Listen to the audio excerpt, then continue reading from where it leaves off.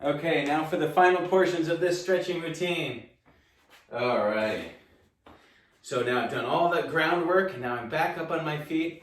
You can do a couple body weight squats just to keep those knees lubricated and just make sure that if you feel any creakiness in there, then feel free to just sit like this for a minute and let this naturally stretch out. Of course, I'm driving back with my hips first, and it's a good stretch, even just to go down and hang out like this.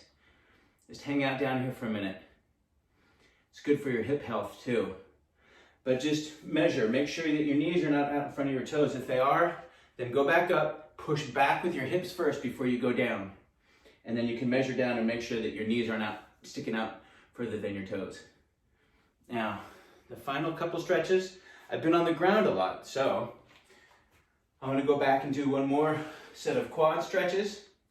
So I'm gonna do those on each leg, where I'm not cranking it in towards my butt, I'm lifting it back and away. Back and away is much less pressure on those ligaments and tendons and everything. And then I'm arching my back and sort of letting my torso sort of arch around and arch, and let my back hyperextend and arch so that I can open that torso up, open that psoas muscle up and everything else. Open those hips up without doing, there's a lot of stretching routines that you'll see, and I've tried them because I know they're recommended, and even my physical therapist is like, here, try this stretch. Nope, I've had a hip injury. A lot of the stretches that they try to have you do, like where you're putting your foot this way, you're down on the ground and you're leaning over this, it pops my hip out of place. So if you want injury-free stretches that you can do that'll promote flexibility and promote long-term health without re-injuring you, just follow these simple stretches. They work great. So now I'll do each leg again, and then I'm gonna do one final, just reaching down to each side. Look for any tight spots. Spend a minute here, reach towards the outside again, just sort of a mini 30 seconds on each side. I'll just sort of feel around. If I feel a tight spot, then I'll hang out there for a minute. And let it, and just sort of breathe into it. Like I have a tendency to have a tight spot on this side. And I'm going to show you one little bonus tip too that will secretly help get rid of tight issues down here. Let me angle this camera down just towards my feet so you can see this interesting stretch. And this is also a great stretch for getting rid of easily twistable ankles. Like if you have sensitive ankles, so you got to do this with your shoes on. Now, I'm not going to put a lot of pressure. I'm going to purposely roll my foot to the side. And then I'm going to start to bend over a little bit. You'll feel it stretch up the side of your calf. And it also is stretching these ligaments. You don't want these ligaments so stiff. We want them pliable and flexible. And you keep doing this over time, you can get to the point where if you're on a trail and say you're hiking or jogging on a trail, on an uneven trail, and you sort of roll your foot, you can just roll your foot and just keep going. Like you can just step right out of it, because now you're developing elasticity. You're developing flexibility in those ligaments in your foot so they're not so brittle and sensitive. So I'm going to stretch it like that, and then I'm going to reach down towards it a little bit. Nothing, I'm not cranking on it. I'm not putting all my weight on it. I have most of my weight on my regular leg. I'm just gently applying a little bit of pressure to it. I'm even holding on to the counter so I don't overdo it. I'll hold on to a tree or a counter or a bench or whatever is near me, wherever I am. And then I'll do the same thing on the other side. And if you have tightness in there, then you can, ooh, I can feel like, oh, there's a little tightness right there. So that's good. Now let me just sort of slowly lean into it. Not going to crank down on it. I'm not going to bounce on it. I'm just going to slowly lean into that and let that stretch this outer portion. I'm letting it stretch the ligaments that come down here and roll around the edges of your feet. Those support muscles and ligaments that roll around your foot, we want to stretch those out because those get sensitive too. And that helps prevent injuries as we get older. And now a super important thing as a reminder, don't necessarily run again the next day. If you want to do something the next day, don't run 2 days in a row. If you really want to get out, go for a walk the next day.